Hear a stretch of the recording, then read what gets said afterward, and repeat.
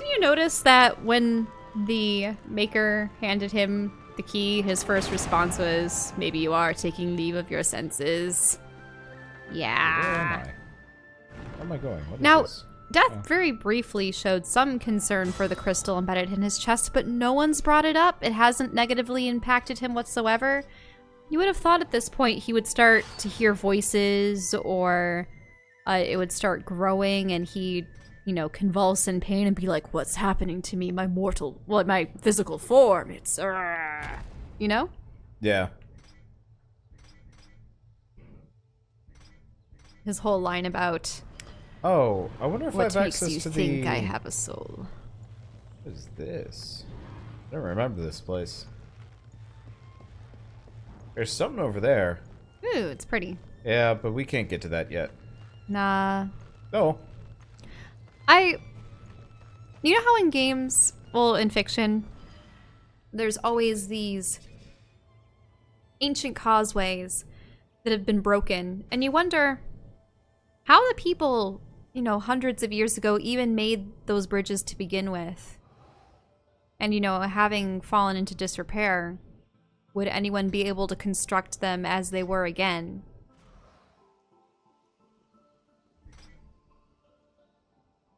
Like, if you think about it, I suppose we haven't really had to look into it that much. But houses and such being built out of wood in more recent times have a shorter lifespan than stone.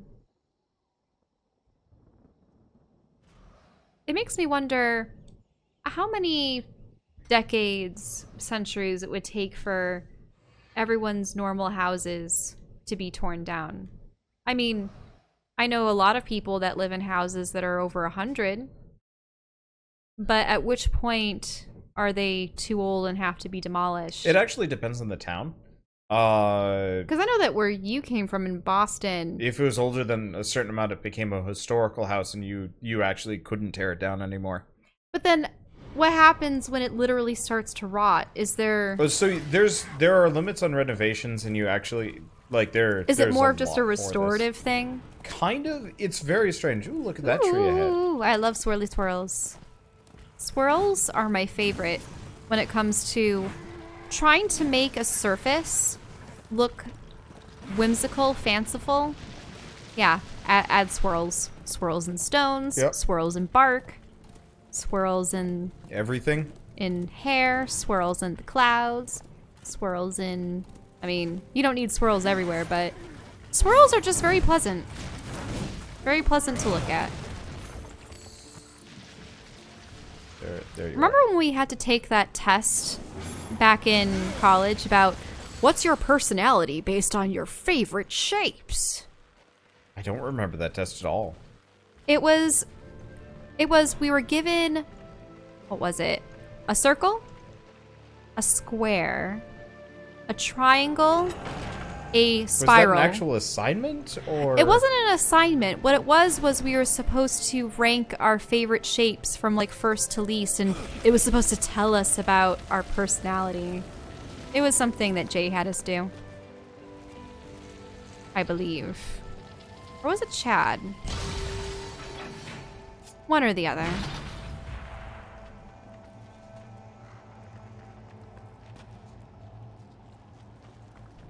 I was definitely more of a, I like circles and swirls. And then when it came to triangles versus squares, I like triangles more than squares, I think. I mean, squares can look cool, but I don't know. Right angles?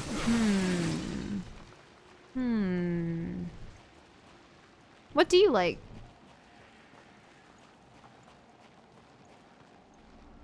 I don't know if they went up to pentagons and hexagons and octagons. I think they were just Nope, doing can't the do most anything with it. basic. Oh yeah, they also included crisscrosses. And I don't know if they also did diamonds. Yeah, Diamonds I would put in the same level as a square, but it would be like a square with a triangle, because triangles, you know, the angle of a diamond if it's extended is... Do you know what I mean? I don't really like crosses that much. Like just the basic X marks the spot kind of crisscross. Oh. That's what I'm doing wrong. I'm taking a lot of damage here.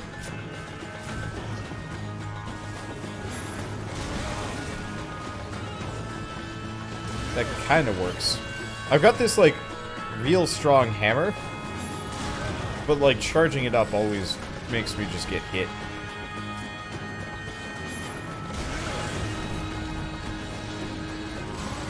Then again, might just be worth it. Who knows? I wonder what kind of pipes they're using for this. Ow. You know, I don't know. Okay, that hammer is not worth using. Because the scythes do way more damage. Ooh, you need to blast that. Yeah, I got to get the blaster. Well, I'm gonna take the hammer off. It's no good. It's like, I like the idea of hammers in this game, but the regular strikes don't stun lock enemies, so I always just end up getting smacked around with them. Ooh, what's the gold up there? Is this the interior? Yeah, looks You'll like need to find a way in. Oh, hey. Yeah, there's the That's blasting orb. convenient.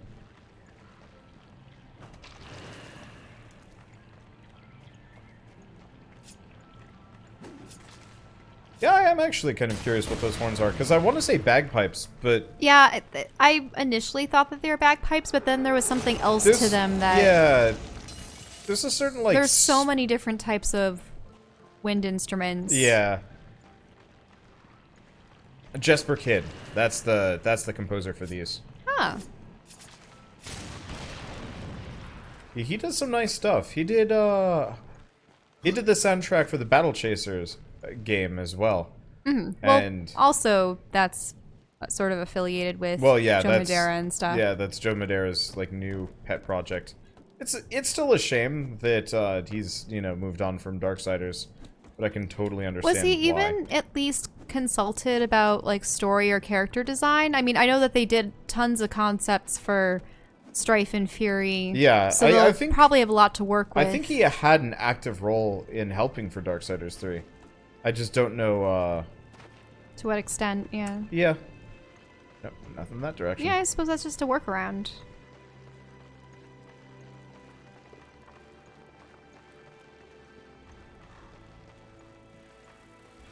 Oh, you're probably going to want to destroy that so you don't get more of these bats. Yep.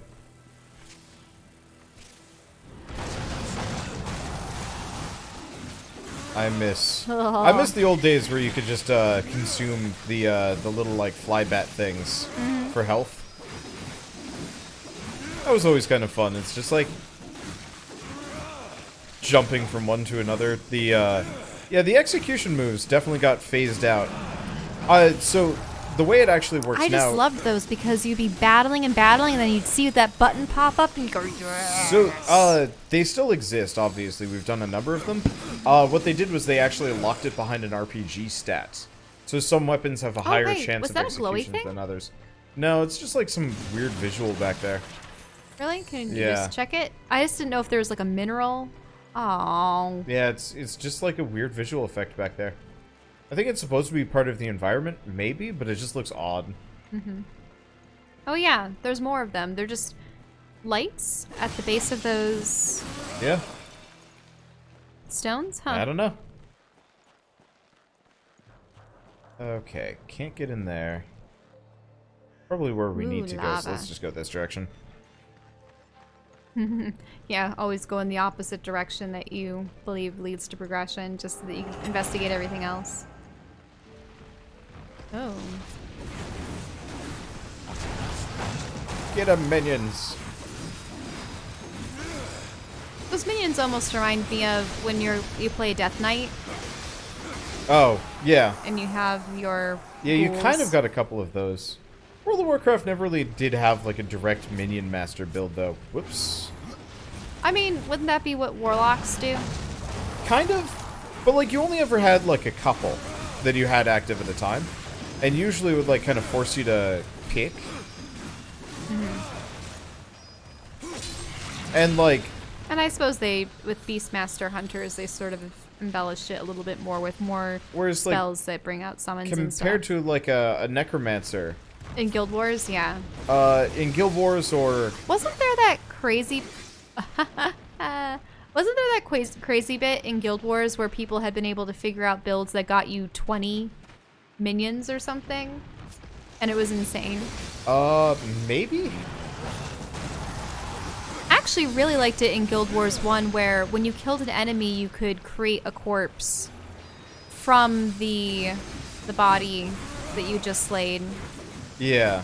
I actually liked doing that in Divinity Original Sin as well. Remember when I would constantly bring back corpses as the meat bags? Yeah, and that included corpses that we didn't even slay ourselves. Like if there just happened to be corpses in the room that we entered. I was a little disappointed in that game though, because they never really let you summon like a ton of things. Right, it was only one at a time or something? In Divinity Original Sin 1, I believe you could summon like multiple. I would have loved that. I would have loved having just a horde of little meat bags fighting at my behest. They did a lot to fix up Divinity Original Sin with the second game. Like, it definitely was a marked improvement over the first. But there were some mechanics that I just kind of missed. See, are there any games we're going to play together in multiplayer? Well, let's see. When Shell's thumb feels better, we're going to play, Guacamelee. Oh, yeah. I mean, I know that my wrist has been out of it, but now my thumb is, too. And that's, yeah, I mean, your thumb will probably be better in a day or two. And Guacamelee is not that hard. That'll also be, like, co-op, so you can lean on me a little bit. Mm-hmm. I mean, for multiplayer series that we have done together... Whatever is behind this door, getting in won't be easy. Can we look at the door just for a moment? Sure. I just want to see the design. So, is it... This might be something we don't get into for a while. Because those symbols don't even seem to line up. Nope. With what we... Oh, hey! We're familiar with him. Beardless. Pop! What is Mordant Dew? Mordant Dew is the venom those stingers get you with, if you let them too close. You'll find them in Drangeforth. Walk softly, though. Those stings are nasty. Horseman, may I beg you another favor?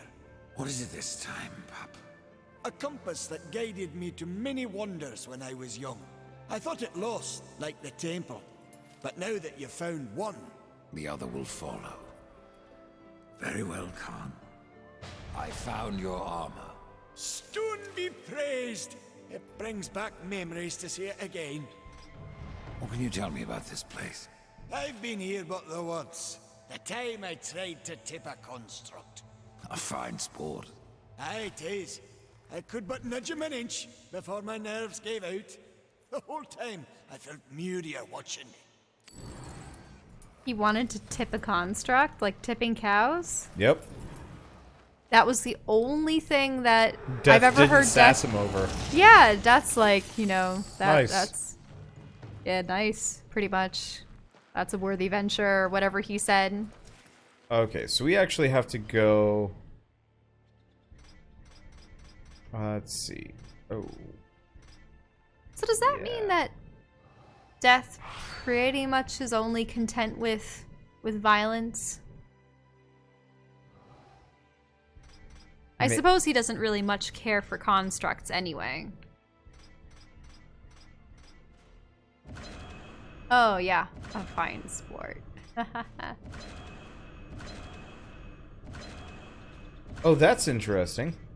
Sacrificing items from different classifications doesn't provide much. Sacrificing items from a higher class, like rarity, provides more. Sacrificing items, health and execute, damage, defense. Now the gold ones are good, right? Sort of. So this is possessed double scythes. So what I can do is I can feed items in to level it up. Whereas other greens and blues can't, right? Yeah. So, yeah, if you just feed other weapons into that gold one, that'd be good. Yeah, sort of, except for it's still only a level 3 weapon. So it's like that's a 30 damage decrease compared to this one. It does have a bunch of stats, though, which are good. Defense, health on execute, execution chance.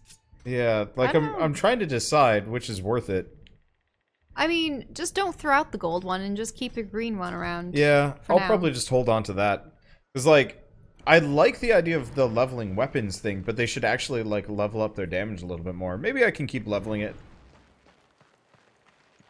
Yeah, I definitely like the idea of feeding into... Yeah. Like, weapons like your character, almost. Yeah. No, I love the idea of weapons that level with your character in some way. I kind of liked it in Diablo, oh, not Diablo, Darksiders 1. What I would love is if they actually change in appearance depending on what you add to them. Like if you, say, have a fire ability, they acquire that kind of special effect of flames.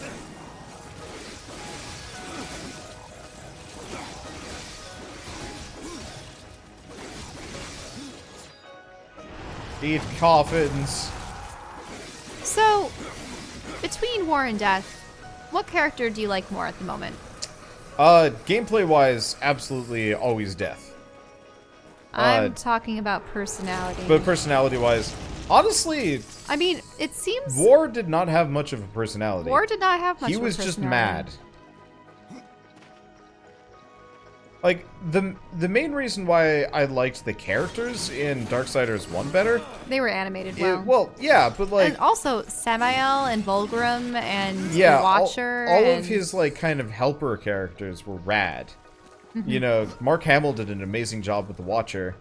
And Vulgrim and Samael were both, you know, really fun characters to watch and talk to. Uriel and the other angels were a little bit lackluster. Yeah. Oh, and don't forget about Ulthane. He was... I liked Azrael. Azrael wasn't bad. Ulthane was fun. Oh, yeah, Ulthane. Well, Pigeons. Pigeons. Yep.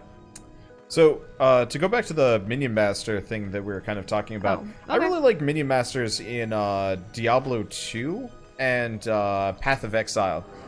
And someday we'll have to play Path of Exile. I just don't know. Ooh. I just don't know when or whatever. Because I really want to... Ah, a ball construct. You completely missed it when I rode around on one of these things earlier. Well, I remember you riding this guy back during our first time. No, like a couple minutes ago. Oh. Yeah. I did. I You missed were. it. Yeah. Yeah, so this guy can also shoot out like a grappling hook. Ah, cool. Yeah, that I can climb. Doesn't look like there's a spot for it here, though. So, what were you saying regarding the Minion Master? Oh, it's just kind of fun to... Flashback event for PoE in a few days. I have no idea what that even means. I don't keep up with the news, unfortunately. But in Path of Exile and Diablo 2, you could pretty much have so many minions that you never actually had to do anything. You were just there. Mm-hmm. What is this? It is a face. And it has summoned up. Uh-oh. Oh. So, essentially... Laserface! I'm almost wondering if this is going to be one of those things where even if you destroy the little ones, the big one is going to be able to summon more.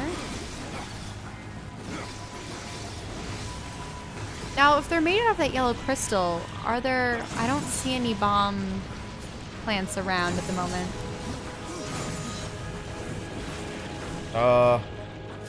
Yeah, I don't know. Okay, so... Construct Sentinel. Yeah, floaty dude's actually really weak. Ah. You just have to shoot them with a gun. Okay. Any path that leads to something that you can use to blow up these crystals? Many.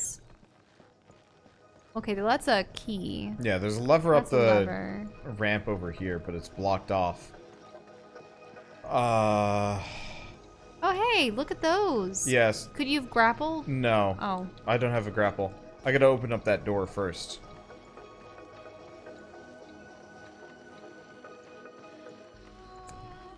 I mean, I suppose there is the path that it laid out for you. Hey, what's that paper on the wall? It's not paper, it's a climbing point. We flipped something over on one of the wall bits. Yes, it's over there, I think. Oh, right there, Yep. yeah. I mean, the crow is sitting next to it. But yeah, I don't know. I enjoy minion bastard builds where my character has so many, like, critters running around for him. He doesn't even need to attack anymore. It's just, like, kind of be in the area while your minions kill everything. Obviously, it's not exactly the height of gameplay, but it's fun. Mm-hmm. Unfortunately, trying to get through, like, Path of Exile, for example, that game is just so unbelievably dense and long. Mm-hmm. I'd need, like, the full group to actually play it with me. I'm surprised there aren't more games where summoning... I mean, I suppose AI for the... Yeah, well, I did that game Masters critters. of Anima, which was a game about summoning critters to fight for you instead of you fighting. Mm-hmm. And it was awkward. They... Like, you were supposed to get them out of danger, but half the time they just, like, blindly walk immediately back into danger, and I found myself, like, verbally abusing them instead of actually, like... caring too much. And eventually, I think it was for the final boss fight, too many of my guys were dying and I didn't feel like micromanaging them anymore. So it's just like, alright, screw it. If you're gonna play this stupid, then I'm just going to get nothing but the teleporting minions. And so I only had these, like, weak teleporting minions that couldn't die. And I beat the boss, actually, in, like, relatively, with relatively no trouble. But, it certainly felt like, the challenge of the game had kind of outstripped the, how far the game mechanics could handle. Mm-hmm. That's not an uncommon thing I'll notice in games where it's just like, you know, here's your toolbox. Now, to make things artificially harder on you, we're going to make it so most of your toolbox is kind of useless. Or just, like, not worth using. Yeah, I know that for a lot of people that are, like, hunters, rangers in games and such, they find that it's either the AI isn't sophisticated enough and their minions die too swiftly, or the minions are given immunity to AoEs and then people gripe, oh, they're too powerful. Yeah, that was certainly my problem in Guild Wars 2 with the with like the ranger. It's just like, here's your pet. It's dead. It's gonna take a couple seconds to revive it. Hey, you've revived your pet. Nice job. It's dead. What? At the same time, there are some games where that pet means a lot. Like you would survive situations where you otherwise would have died because you have something to tank for you if you're playing solo. Yeah. Yeah, World of Warcraft, the ranger pet was actually really well done. Because all they really realized after a while is just, alright, your pet is immune to most AoEs because we can't program it to be smart enough to avoid these. Mm-hmm. Alright, there we go.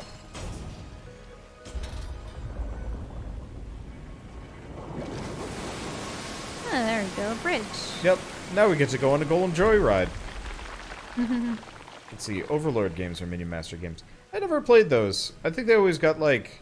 I think Overlord 1 might have gotten decent reviews, and then after that, all of the other Overlord games had, like, terrible reviews. I remember seeing that game in stores.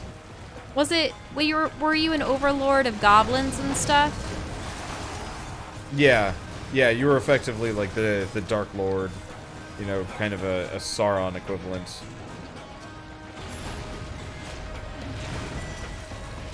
I'm not actually sure if these things can hurt the golem I'm on.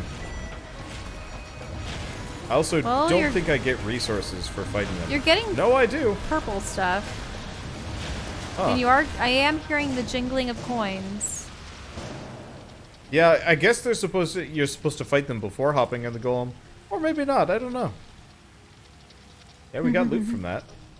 Yep, wild. There is loot. Okay. Now remember, if this guy can catapult his chain up onto yeah, I can destroy every bit of... oh. I don't... No. Oh. It doesn't work on vine spots. It has to be at a specific anchor point. Oh, okay. Because I was wondering if you could do that and then you could crawl up the... Nah. Okay. This game is many things, but I wouldn't exactly say it involves a whole lot of out-of-the-box thinking. I love games like that, where it's just like, here's your tools. All of them work. You just have to find your solution. But that makes puzzle solving really, really hard. Mm-hmm. Let's see. Wander, were you playing WoW at the time the blood plague was caused by the pets. I don't remember the one where it was caused by pets, but I do remember the one where the blood plague was caused by people warping out of a raid and... By blood plague, you mean something that destroyed people's effectively, characters? a boss would give your character like a plague. Oops. And you could then Hearthstone out of the fight. And what it would do is the plague would make your character into a living bomb of sorts. And so what you do is you Hearthstone out of the raid, and then go to like the auction house or everyone around you would get infected. Pets kept the effect on them when leaving the raid. Okay, yeah, I didn't quite know about that one. Effectively, bomb that off. There we go. Yep. Effectively, what players would do is take this raid debuff.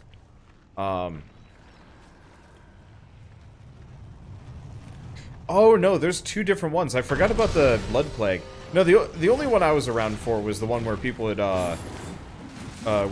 explode. Because that was the funny one.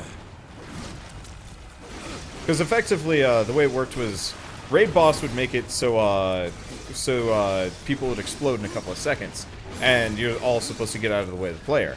However, people realized, yeah, we can take this straight into enemy cities. Yeah, Stormwind. And so people would. And well, it wasn't even enemy cities. Like, imagine if you were just standing around in Ironforge or Stormwind or whatever. And some glowing player runs up next to you and it's like, hi, and then blows up and kills you in the middle of Ironforge. And then, like... But how does this become a plague? How would it affect many more people? It wasn't. It was mostly just people routinely suicide bombing this area. Why? Because... I actually have to... Oh, I see. See, there's a climb point. Yeah, no. I have to bomb this off. Yeah. But yeah, there was a blood plague. I forgot about that one.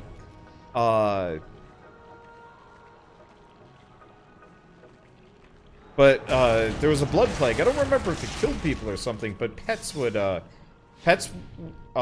wouldn't lose it or whatever. And so, it was, like, player transmitted and whatnot. Oh, I'm still in aim mode.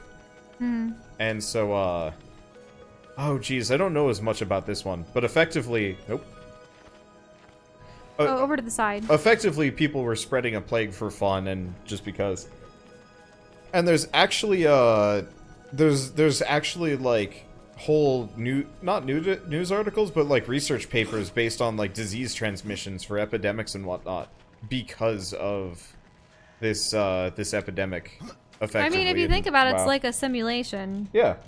Maybe they should use, like, weird video game simulations to mimic reality.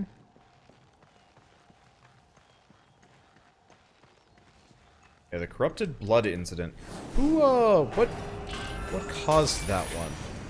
Yeah, Zul'Grub. I was there for Zul'Grub. I don't think I was. I was playing WoW at the time, but I know I got blown up, which is how I know about the bomb one.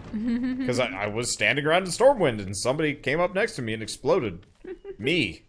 It was, like, one of the first times I'd ever been to Stormwind, so I was just like... Well, that's a warm welcome. Yeah. I didn't know where the graveyard was, and I didn't know how to get back. I was very lost. I still don't understand that.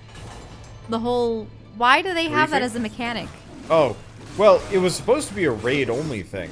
You know... To run back to your body. Oh, the running back to your body thing. I never understood it, because the problem is, I've had instances in which it takes minutes just to get back to your corpse, and especially if you fall. I have to say, I die most often in World of Warcraft because of fall damage rather than any enemy. Yeah, and then that puts you in a real awkward position. Yeah. Well, because then you pretty much have to bring the spirit to where you fell, and that's not always in a spot that is easily accessible. Yeah. That's why I sort of liked playing Demon Hunter more recently because I could fly. Yeah. It was certainly nice having those wings. I wish all classes had the movement tech, but then again, I don't really want to play WoW again. Like, I know a bunch of my friends are stumped. Obviously, YouTubers that I follow have been. Well, a lot of people have been playing it again because, well, the new expansion's coming out already. And it seemed like it was not long ago that we were already, you know, playing through Legion when it came out. Legion was like 2 years ago. I know. But it's wild. It seems like it's no time at all. I'm so tempted to play again, but at the same time, with my wrist in my hand and the subscription fee and stuff, it's like... Yeah. Plus, I'd rather have people to play it with. I know it's kind of selfish, but as a YouTuber, if a developer is like, "Hi, we want you to cover our MMO," you don't have to worry about like the subscription system. That's just included, as long as we've been giving keys for MMOs, and we ended up not really liking them. We did ESO, but I didn't really enjoy ESO. ESO, yeah. Oh. Right, we actually need him. Well, let's go get the chest over here at the very least. But I don't know.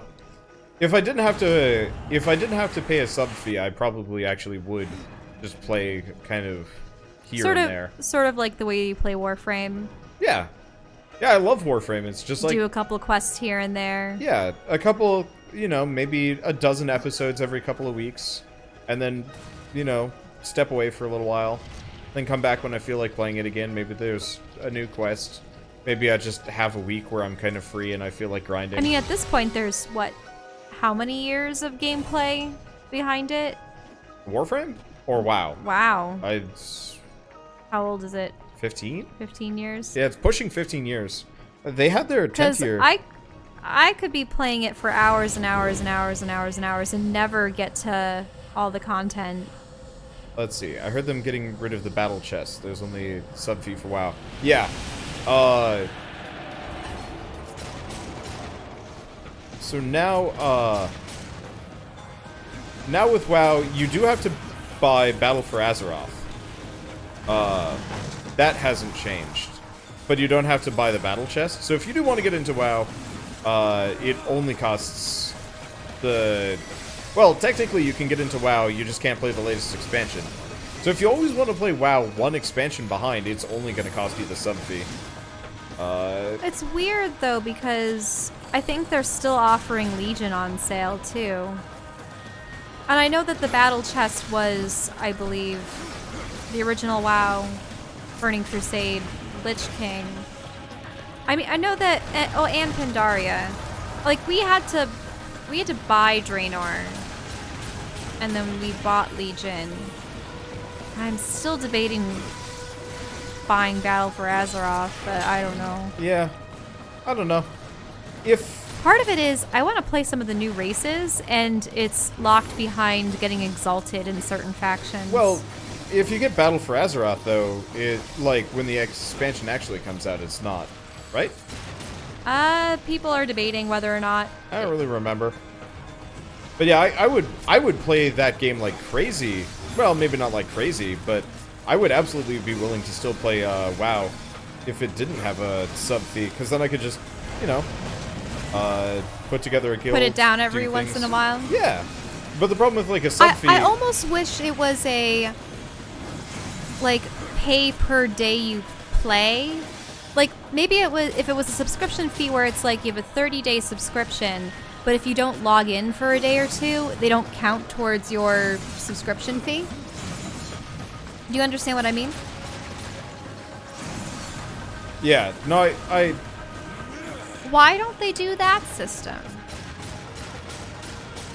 I've never seen that done before. Where it's based on login. Because then, if someone really wants to play, they can be like, wow, you know, sure, I'm going to use up one of my 30 days for the month, but I'm going to make sure I have the time to play, you know, 2 or 3 hours. I know some people say that they can also, like, buy WoW tokens and not have to worry about it. But that is such an expensive prospect, time-wise. I think it wasn't until Legion that I was actually able to make any amount of money in the game. And even then, like, buying a WoW token was, like, still 20,000 gold. Oh, yeah. It was just like, no. Like, the problem with being a casual player is... You really would have to play a lot of WoW to actually earn that ish. And so, like, me, as a person that, like, plays video games for a living, playing one video game for a living is real difficult. I know there's some channels that can get away with that sort of thing. There are some channels that are just completely dedicated to WoW or Warframe or Fortnite or... I wonder if there are any Nintendo-only channels. That would be difficult. Yeah. Considering, like, Nintendo does the partnership program and whatnot.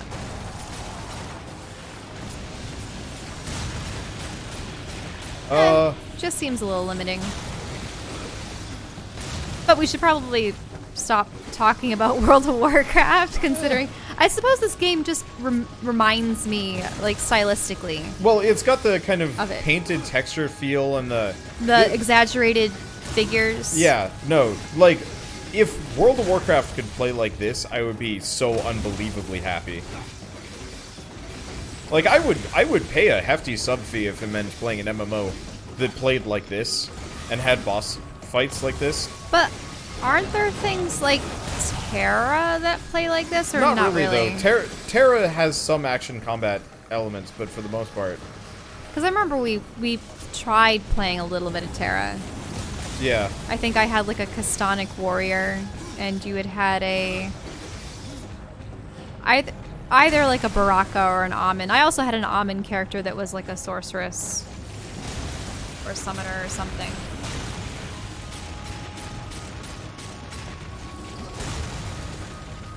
But I don't know. I don't like Korean MMOs as much. My main problem with Terra is just it was a lot of grind with not a lot of excitement.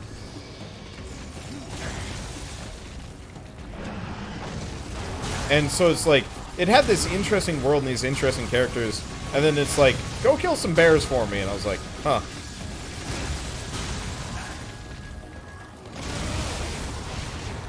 I was significantly less excited about the whole, please go kill bears for me, or wolves.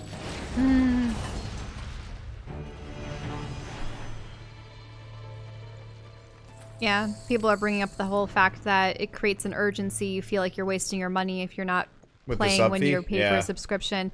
But that's the thing. I start getting anxious because I know that if I'm not playing, I'm not getting my money's worth. So then it's like, why sub at all? And it's sad. Yep. So I'll just play games like this. I mean, you would not believe how many video games... Well, if we could actually finish an MMO series, that would be great. Good God, finishing an MMO series, like... Well, we were actually very close to just finishing Legion, because we were doing it from the start. It was more of like and the thing about Legion was, it was very story-centric. You sort of beat a zone, you beat another zone. Again, it's all time. Yeah, all time. It's like, finishing an MMO series would be lovely, but like, how the hell am I ever going to have the time for that? Because, like, I'm struggling right now just to have enough time to finish No Man's Sky, which, I mean, admittedly is not a game. We still haven't finished Lost Sphere. Yeah, No Man's Sky, Lost Sphere, Octopath Traveler. More chests. Well, the other thing, too, is you are going back and playing games like these. Well, I kind of have to if I want to play half the new games coming out. That's the one unfortunate, I suppose my one reason for eventually going back and doing a complete MMO playthrough is that when an expansion is released, we'd already have all the old content and wouldn't have to start it so close to the start of a new expansion, if you know what I mean. Yeah, but it's still just like, MMOs are truly endless. Yeah. And like, for me, I value being able to, like, stop playing a game, actually. As weird as it sounds, like, I love playing games like this. it's just like you don't have to play through the old ones. You're doing it so you have a better understanding of past games. Sort of. I mean, it would be like going into Return of the Jedi after. Yeah. Not like I technically could, yeah, just pick up with Darksiders 3. I mean, these games seem to be fairly standalone. They are. Because, sure, Death has mentioned war on a couple occasions, and other characters are like, oh yes, you know, the seals have been broken, and your brother has been accused of breaking the cycle. But for the most part, you could sort of connect the dots and make your own inferences based off of that knowledge. Yeah, no, you could figure it out. It just feels like it would be... It feels... But then again, we always intended to come back to this because you had played these with me before you had started your channel. Like, literally, you were actually playing Darksiders 2 at around the time that your channel had been formed. We just didn't record it. Yeah, because at the time we were... First one we recorded was Amalur. Yeah. That was a fun game, though. No, I know. Not great. Oh. Fun. I was just intrigued, once again, by lore. Lore is my favorite aspect of any series. Lore, and I mean, I do also love design, seeing what kind of creatures and cultures they create to inhabit their worlds.